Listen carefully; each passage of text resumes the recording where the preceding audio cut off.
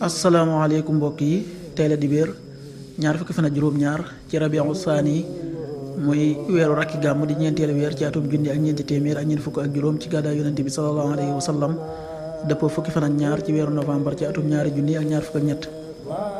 ñaar fukki fan ak juróom-ñaar bokkul ci lim yi fàtti lim bu rafet la, kon tey ci dibéer ji rafet na. liñ ciy teetera waccandiku moom dibéer mooy ko ca wattu wala ko ca tàggoo.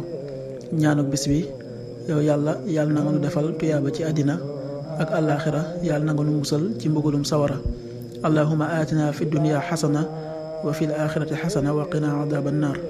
allahuma aatina fi dunya xasana wa fi l axirati xasana wa qina adaba annaar. xadiisu bis bi: yonente bi sallallahu alayhi wa sallam nee na, sama digganteeg àdduna melul lu dul ne gawar gi nga xam ne dafa wàcce ci ron garab di fa dallu daal di jugaat dem bàyyi ko fa. xadis bi at-Tirmidi génnee na ko. qaala rasulullahi sallallahu alayhi wa sallam: maa li wali dunya maa ana fi dunya illa ka raakibin istadalla taxta shajara summa raaxa wa tarakaha. axrajahu at-Tirmidi.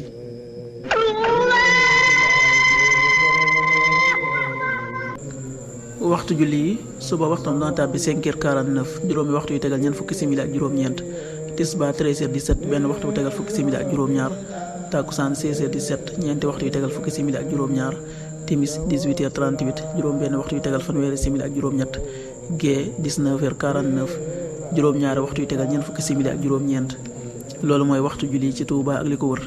bu fekkee nekkoo Touba, soo ko féetee penku ñaar fukk ak juróom-ñaari kilomètre ju ne wàññil benn simili, soo ko féetee sowwu ñaar fukk ak juróom-ñaari kilomètre ju ne yokkal benn simili, soo ko féetee gànnaar wala Saalum téeméeri kilomètre ju ne yokkal benn simili. jant bi dana fenk 7h04, juróom-ñaari waxtu yu tegal ñeenti simili, di soo 18h34, juróom benn waxtu yu tegal fanweeri simili ak ñeent.